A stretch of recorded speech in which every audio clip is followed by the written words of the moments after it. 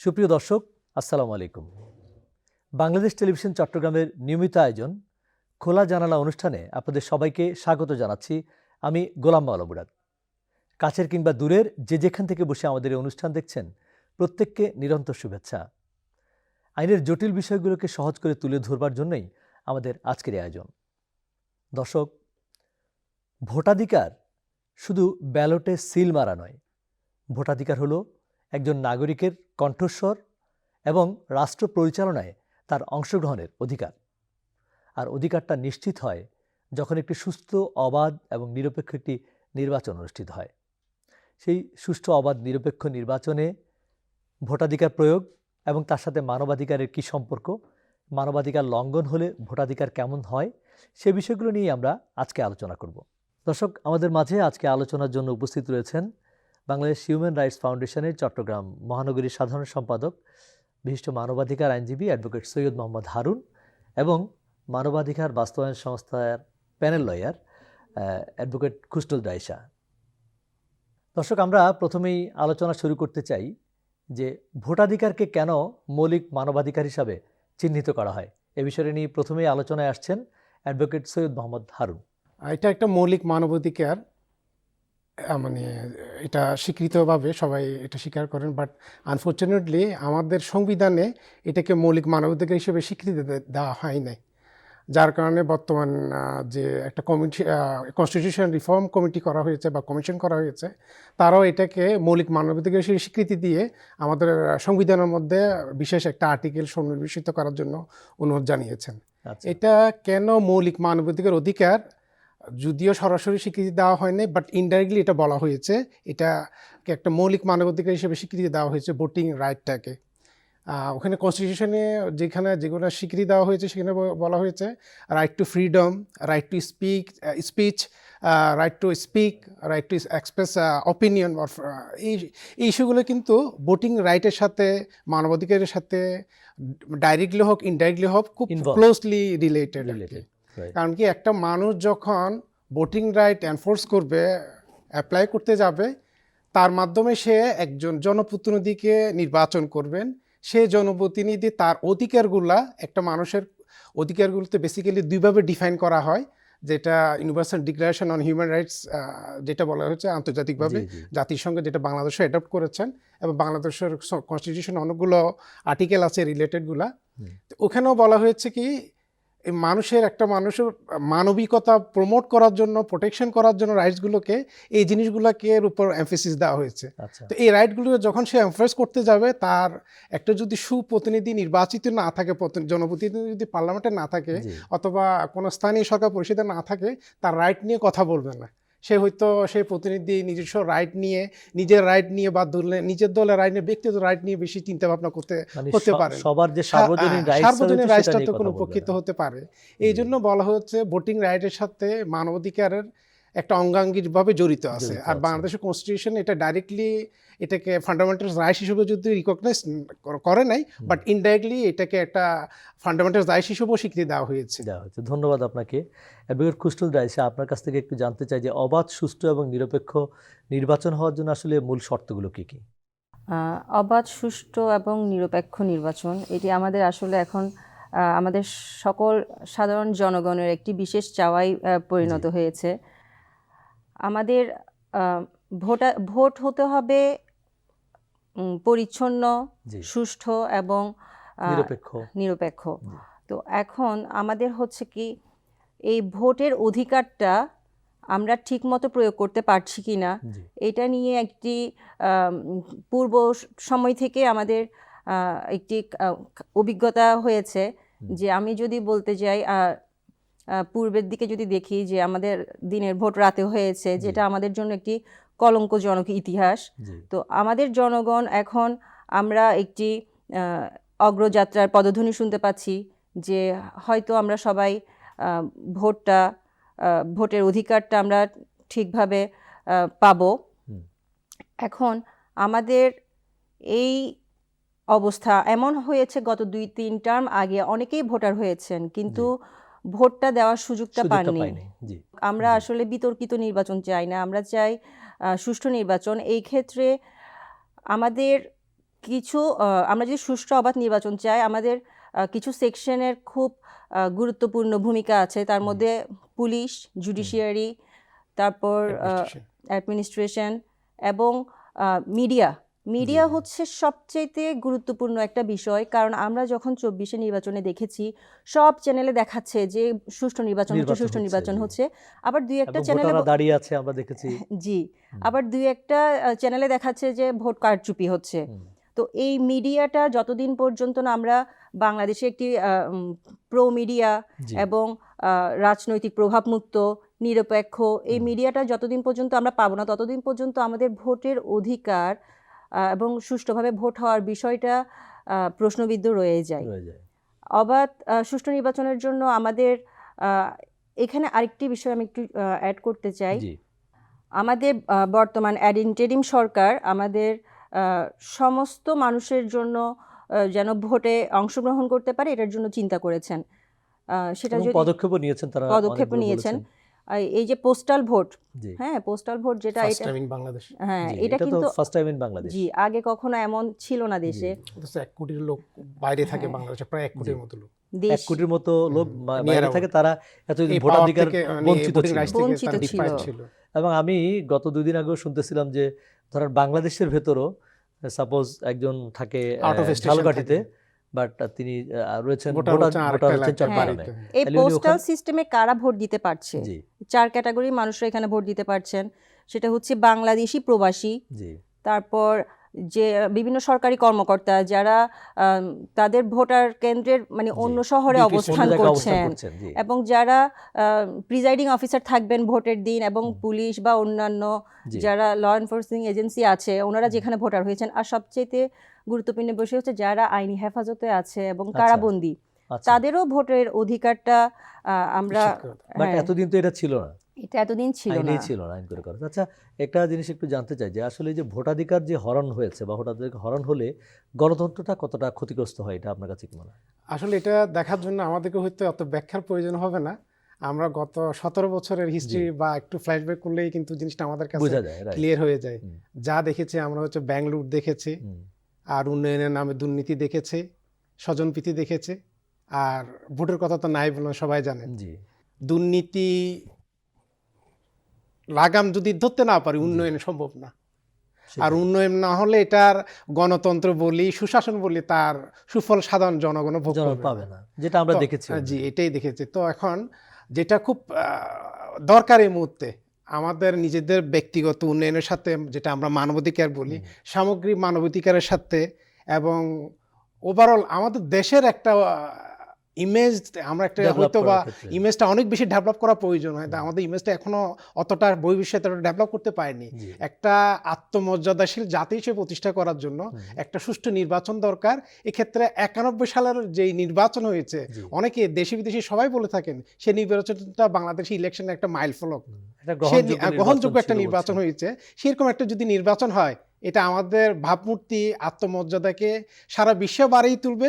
আর দেশের জনগণের যে অধিকার যেটা বলছি আমরা, যত ধরনের সিভিল রাইটস বলি অর্থাৎ পলিটিক্যাল রাইটস বলি, ওই রাইটসগুলো এনফোর্স করতে বা ওইগুলোকে অ্যাচিভ করতে অনেক ইজি হবে। টোটাল সিস্টেমটা, রাষ্ট্রযন্ত্রের যে অর্গান যেগুলো আছে ওগুলো যদি ঠিকমতো কাজ না করে, তাইলে জনগণ এই যে এই জিনিসগুলো যত আইনে করি, অধিকারে দিই, এগুলো সুফল জনগণ পাবে না। আর এক্ষেত্রে পার্লামেন্ট যারা জনপ্রতিনিধি থাকে তারা যদি সৎ না থাকেন, তারা কিন্তু অ্যাডমিনিস্ট্রেশন, পুলিশ বলি, ইভেন জুডিশিয়ারি বলি, সেই সিস্টেমগুলোকে ঠিকমতো চলতে দেয় না, বাধাগ্রস্ত করে। তা আলটিমেটলি এই যে ভোটিং পাওয়ারটাকে যদি আমরা ঠিকমতো প্রয়োগ করতে পারি, একটা যোগ্য নেতৃত্ব যদি সৃষ্টি করতে পারি, তারা যেমন পার্লামেন্টটাকে ইফেক্টিভ করবেন, আমাদের গোটা দেশটাই আসলে দেশটা একটা টোটাল একটা সিস্টেমের মধ্যে আসবে, আশা করি এটা সম্ভব। আমরা যেটা বলি যে মানবাধিকারের সাথে ভোটাধিকারের একটা সম্পর্ক রয়েছে, এই মানবাধিকারটা আসলে ভোটাধিকার প্রয়োগের ক্ষেত্রে কতটা ইম্পর্টেন্ট? মানবাধিকারের কথা যখন আমরা বলি তখন আমরা অনেক বড় বড় শব্দ ব্যবহার করি, কিন্তু এই মানবাধিকারের শুরুটাই হয়েছে একদম একটা সাধারণ জায়গা থেকে। ওই সাধারণ জায়গাটা হলো ভোটাধিকার। হ্যাঁ, আমাদের আসলে আমরা শুধু নির্বাচন কমিশনের উপর দায়িত্বটা দিয়ে আমরা আসলে চুপ করে থাকার সুযোগ নেই। কারণ হচ্ছে নির্বাচন কমিশন যদি সদিচ্ছা থাকেও নির্বাচন কমিশনের, কিন্তু মাঠ পর্যায়ে যেখানে ইউএনও, তারপর ওসি, এসপি বা পুলিশ, স্থানীয় সরকারের জি, জি, এই যে প্রশাসন। বিষয়গুলো, ওখানে ওনাদের যদি ওই সদিচ্ছা, ওই বোধটা না আসে, জি, আসলে ভোটাধিকার তো আমরা প্রয়োগ করতে চাই, কিন্তু এটার সাথে তো অনেক বিষয় অনেক কিছু রিলেটেড। বিষয় জড়িত থাকে। হ্যাঁ। Right. এখন ওনারা যখন ওই নির্বাচন কমিশনের সদিচ্ছা দেখালেও এখানে আমরা মাঠ পর্যায়ে বিভিন্ন গ্রামে বা এই বিষয়গুলোতে তখন কিন্তু ঠিকই বল প্রয়োগের বিষয়টা রয়ে যায়, যেটা মানবাধিকারের হরণ, যেটা ভোটাধিকারের হুম। প্রয়োগ করার ক্ষেত্রে হ্যাঁ, বাধাগ্রস্ত হয় বাধা আর কি বাধা যেটা। বাধা সৃষ্টি করছে। আর ভোটাধিকার তো এটি কোনো দান নয়, এটা একটি সাংবিধানিক অধিকার। অধিকার, রাইট। এটি হচ্ছে আমাদের ভোট, আমাকে কে শাসন করবে এটাই হচ্ছে আমি নির্ধারণ করে দেব নির্ধারণ আমরা। করে দিচ্ছি। আর আমাদের আন্তর্জাতিক মানবাধিকার ঘোষণাপত্র জি। আছে, সার্বজনীন, আমার স্যার বলেছেন ইউডিএইচআর, এখানে 21 অনুচ্ছেদে বলেছেন যে প্রত্যেক নাগরিকের তাকে কে পরিচালনা করবে, তার দেশের বিভিন্ন জনপ্রতিনিধি। হ্যাঁ গুরুত্বপূর্ণ সিদ্ধান্ত কে নিবে সেটা নির্বাচন করার অধিকার তাদের আছে। এবং আমাদের সংবিধানেও আমরা বাংলাদেশ সংবিধানের অনুচ্ছেদ 11, 59 এবং 122 ভোটাধিকার এবং আমাদের এই বিষয়টা নিশ্চিত করে। নিশ্চিত করা হয়েছে। আচ্ছা, আচ্ছা। জি, আচ্ছা, ভোটাধিকারটা কি আসলে শুধু ভোট প্রয়োগের উপর সীমাবদ্ধ কিনা? এটা একটা পুরো সিস্টেম মনে হয়, আমার কাছে মনে হয় শুরুটা হয়ে ভোটিং ভোটিং পাওয়ার দিয়ে। এক্সারসাইজ করার মাধ্যমে শুরু হয়। আচ্ছা। আর এর মধ্যে এই যে অধিকারগুলো যে বললাম না, মানবাধিকার বলি অথবা মৌলিক অধিকার বলি, জি, জি। এই অধিকারগুলো আমি পাচ্ছি কিনা, পুরো সিস্টেমটা একটা সার্কেলের মতো। আমি আচ্ছা। যদি ভোটিং পাওয়ার ঠিক মতো এক্সারসাইজ করতে না পারি, ভোটটা যেটা আগে হচ্ছে বলছি আবার প্রাইমারি রিপিট স্টেজ, করছি, প্রাইমারি primary স্টেজের stage, পরেই হ্যাঁ, রাইট। এটা দিয়ে শুরু হয়, এটা সিস্টেমের শুরুটা ওখান থেকে হয়। আচ্ছা। বাট এন্ডিং লেভেলটা বেনিফিটটা আমি পাবো, আমি যিনি ভোট দিচ্ছেন তিনিই পাবেন। আচ্ছা। তো আমি যদি ঠিক মতো ভোটিং পাওয়ার দিয়ে ঠিক জনপ্রতিনিধি রিপ্রেজেন্টেটিভ যদি ইলেক্ট করতে না পারি, তো আলটিমেটলি পুরো সিস্টেমটাকে ঠিক মতো কাজ করবে না। আলটিমেটলি আমার যে রাইটস যেগুলো আছে ওগুলো পাওয়ার সম্ভাবনাটা অনেক ক্ষীণ হয়ে যাবে। শুধু তা না, আমার রাইটসগুলোকে খর্ব হওয়ারও একটা খুব ভালো একটা আশঙ্কা থাকে। আশঙ্কা তৈরি হবে। আচ্ছা, সংবিধানে আমাদের যে ভোটাধিকার বিষয়ক কি বলা আছে? সংবিধানে আসলে 120 যেটা রাইসে বলেছে, 122-তে যেটা বলেছে, ওখানে আসলে ভোটার কারা হবেন, কারা ভোট দিতে পারবেন, এই ইস্যুগুলা নিয়ে আলাপ আছে, বা ডিটেলস কিছু নেই। যেটা আগে বলেছি, কনস্টিটিউশনে এই রাইটটাকে একটা ফান্ডামেন্টাল রাইটস হিসেবে রিকগনাইজ করা উচিত, যেটা অলরেডি কনস্টিটিউশন রিফর্ম কমিটি থেকেও, কমিশন থেকেও একটা সুপারিশ করা হয়েছে।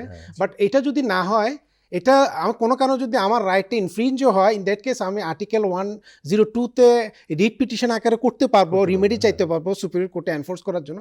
বাট যদি পার্টিকুলার একটা আইন থাকে, ওই ক্ষেত্রে আর 102-তে যাওয়া লাগবে না, ওই আইন বলেই আমি উচ্চ আদালতেও যে আমি রিমেডি চাইতে পারবো ভোটিং পাওয়ারটা এক্সারসাইজ করার জন্য আর কি। আর ছোটোখাটো ইস্যু যেগুলো আছে ভোটিং রাইট, বাংলাদেশের আইনগুলোতে আরপিও আছে, সাথে আবার আপনার কিছু বাইলজও আছে, এই ধরনের রুলস আছে।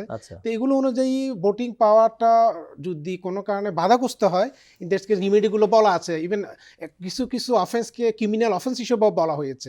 আর কিছু কিছু অফেন্স অ্যাডমিনিস্ট্রেটিভ, যারা ইলেকশন প্রসেসের সাথে জড়িত থাকবে, তারা যদি মানে কোনো ধরনের ভায়োলেট করে আইনটাকে, অ্যাডমিনিস্ট্রেটিভ ব্যবস্থাও আছে এবং পেনাল অফেন্সও আছে। এই যে বললেন আপনার অ্যাডমিনিস্ট্রেটিভ পাওয়ার বা অ্যাডমিনিস্ট্রেটিভ ভায়োলেশনের যে বিষয়টা বললেন, রাইসার কাছে একটু যদি জানতে চাই যে নির্বাচনের ক্ষেত্রে আসলে প্রশাসনের ভূমিকাটা কেমন হওয়া উচিত? প্রশাসনের ভূমিকা তো অবশ্যই প্রভাবমুক্ত এবং পক্ষপাতিত্বহীন হওয়া উচিত। তারপরও যদি যারা দায়িত্ব পালন করবে ওনারা যদি কোনোভাবে পক্ষপাতিত্ব হয়ে যায়, এবং এটা তো প্রমাণ সাপেক্ষ বিষয়, ওনারা যে পদে আছেন ওই পদ থেকে বরখাস্ত হওয়ার ব্যবস্থা নিতে পারবে এই ক্ষেত্রে। আচ্ছা, এই ক্ষেত্রে ধরেন আমরা যেটা দেখি যে ভোটের ক্ষেত্রে ভোট কেন্দ্র দখল, তারপর ভোট দিতে ভোট প্রয়োগে বাধা প্রদান, যে বিষয়গুলো আমরা দেখি আর কি বিভিন্ন সময়, বিভিন্ন ইলেকশনের সময়, অথবা কাউকে কাউকে ভোট কেন্দ্রে যেতে নিরুৎসাহিত করা, সেই বিষয়গুলোর ক্ষেত্রে আসলে নির্বাচন কমিশন বা আমাদের করণীয়টা কি প্রশাসনের? আসলে পড়াশোনা করণীয় চাইতে ইলেকশন কমিশন তো টোটাল রোলটা প্লে করে। পুরো অ্যাডমিনিস্ট্রেশন বললেন, পুলিশ বলেন, সব কিছু ইলেকশন কমিশনের আন্ডারে চলে যায়। ইভেন ইলেকশন কমিশনের আন্ডারে একটা এসটিসিও এমপ্লয়েড থাকে, মানে সার্টেন পিরিয়ড পর্যন্ত, যেটা ইলেকশন কমিশন ডিসাইড করে দেয়। তো ওই ক্ষেত্রে ওনারা ভ্রাম্যমাণ আদালত দিয়ে মানে ইনস্ট্যান্ট সাজাও দিতে পারেন, আইনেও বলা আছে আরপিওতে। এটা সম্ভবত 5 বছরের একটা সাজা আছে, সাথে আবার পেনাল্টিও আছে, ওখানে প্রভিশন আছে অল্টারনেটিভ। মানে এই ক্ষেত্রে ধরেন আমরা যেটা বেশিরভাগ সময় দেখতে পাই আর কি, নারী এবং যারা প্রতিবন্ধী এ জাতীয় যারা ক্ষুদ্র ভোটার, জনগোষ্ঠী তারা- ভালনারেবল গ্রুপটা। তারা ভালনারেবল যে গ্রুপটা আর কি, তারা ভোটাধিকার প্রয়োগ করার ক্ষেত্রে প্রায় সময় বাধাগ্রস্ত হন। সেক্ষেত্রে নির্বাচন কমিশন কি করতে পারে তাদেরকে সুষ্ঠুভাবে যেন ভোট দিতে আসলে পারে? নির্বাচন কমিশন তো নির্বাচন কমিশনের দায়িত্ব পালন করবে, ঠিক আছে, কিন্তু জি। নারীদেরকে আসলেই সচেতন হতে হবে যে জি। তারা বা প্রবীণ ভোটার আছে অনেকে যেতে পারে না, সমস্যা। জি হ্যাঁ, প্রবীণ ভোটারদের বিষয়টা যেতে পারে না। জি ওটা এই আশা করছি এই বছর আমাদের যে ভোটটা হবে ইনশাল্লাহ সবাই স্বতঃস্ফূর্তভাবে অংশগ্রহণ করবে। হুম।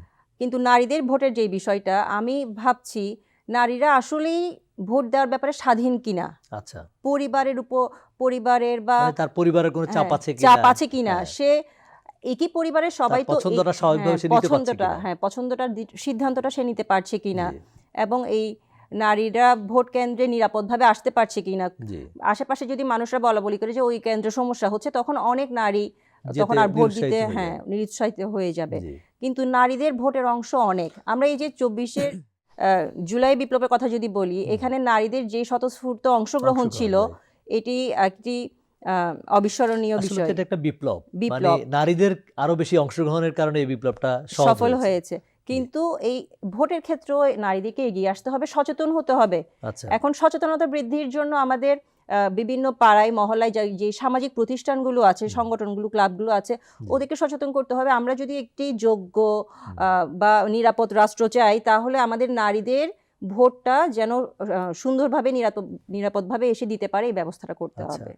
আচ্ছা, এখানে ধরেন এই যে আমরা গত 17 বছর যেটা দেখেছি আর কি, যে অনেকটা একতরফা নির্বাচন আর কি, এই একতরফা নির্বাচনটা আসলে ওভারঅল নির্বাচনী ব্যবস্থাটাকে কিভাবে প্রভাবিত করছে?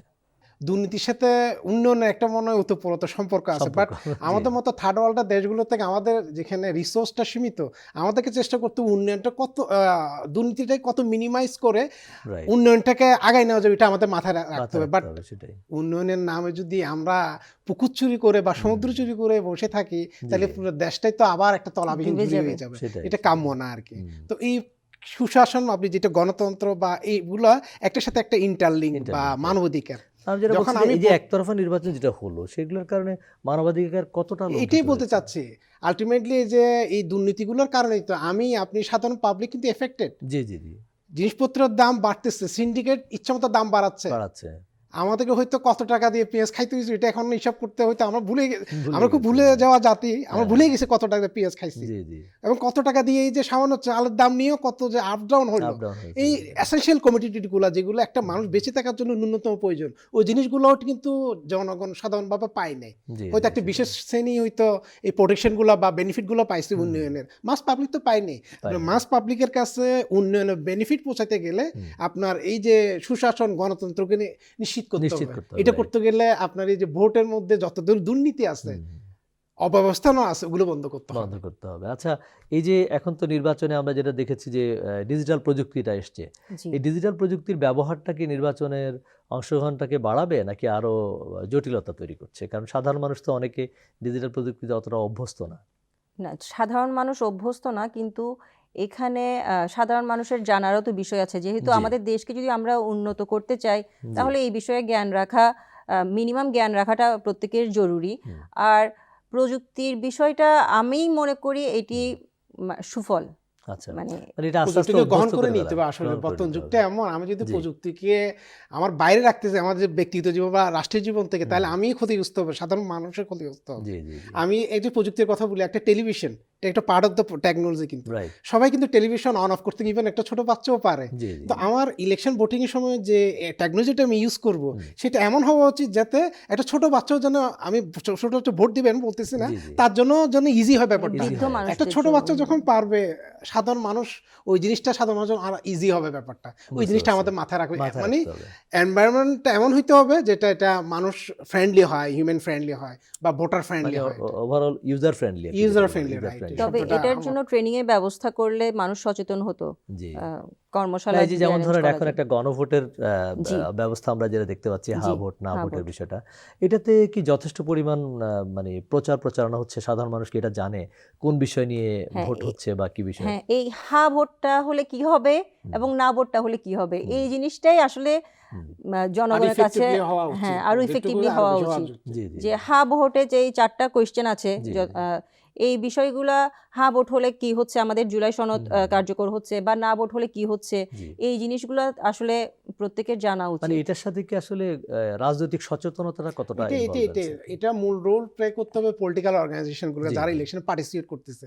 বাট দেখা যাচ্ছে কি যারা ইলেকশনে পার্টিসিপেট করতেছে তাদের নিজস্ব প্রতীক নিয়ে বেশি প্রচারণা যতটুকু আছে ওইটার উপর ততটা ফোকাস করতেছে না। প্রতীক নিয়ে হাইলাইট করছে, কিন্তু ওই আচ্ছা। হ্যাঁ ভোট না ভোটটাও কিন্তু খুবই গণভোটের ইম্পর্টেন্ট। এটা বিষয়টা হচ্ছে নিয়ে ওইরকম অতটা কনসার্ন বা কেউ ওরিড না এটা যে আসলে এটা আমাদের দেশের কনসিকুয়েন্সটা কি আসবে, ওইটা এফেক্টটা ওইটা আমরা বুঝতে হয়তো বলতেছি, অনেকে বলতে চাচ্ছে এটা দিয়ে জুলাই যারা আছে তাদেরকে হয়তো দায় মুক্তি করবে, আসলে তা না। রাজনৈতিক যে কালচারটা, সেই রাজনৈতিক কালচারটা কি ভোটাধিকার প্রয়োগের ক্ষেত্রে একটা বাধা কিনা আমাদের চলমান যে রাজনৈতিক? আসলে আমি মনে করি যারা রাজনীতি করে ওরা দল থেকে দেশকে বেশি ভালোবাসা উচিত।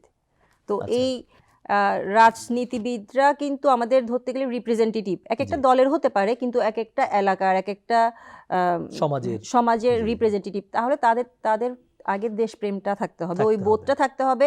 আমি জিতি বা হারি এটার থেকে বেশি ইম্পর্টেন্ট হচ্ছে আমার সমাজের মানুষরা সব ফ্যাসিলিটি ঠিকমতো পাচ্ছে কিনা এবং তারা নিরাপদ কিনা। যাই হোক, ধন্যবাদ আপনাদের অ্যাডভোকেট সৈয়দ মোহাম্মদ হারুন এবং অ্যাডভোকেট খুসনুল রাইসা। আপনারা চমৎকার বলেছেন। ভবিষ্যতে হয়তো আরও নতুন করে বিষয় নিয়ে আপনাদের সাথে কথা বলবো। দর্শক, আসলে অবাধ এবং সুষ্ঠু নিরপেক্ষ একটি নির্বাচন নিশ্চিত করতে পারে একটি দেশের মানুষের সার্বজনীন যে মানবাধিকার রয়েছে সেটিকে, এবং নিরপেক্ষ নির্বাচনের মধ্য দিয়েই একটি রাষ্ট্র একটি তার উন্নততর লেভেলে পৌঁছতে পারে বলে আমরা বিশ্বাস করি। দর্শক, এই ছিল আমাদের আজকের আয়োজন। দেখা হবে আগামী অনুষ্ঠানে নতুন কোনো বিষয় নিয়ে আপনাদের সামনে আবারও হাজির হব। সে পর্যন্ত সবাই ভালো থাকুন, সুস্থ থাকুন, আর দেখতে থাকুন বাংলাদেশ টেলিভিশন চট্টগ্রামের অনুষ্ঠানমালা। ধন্যবাদ সবাইকে।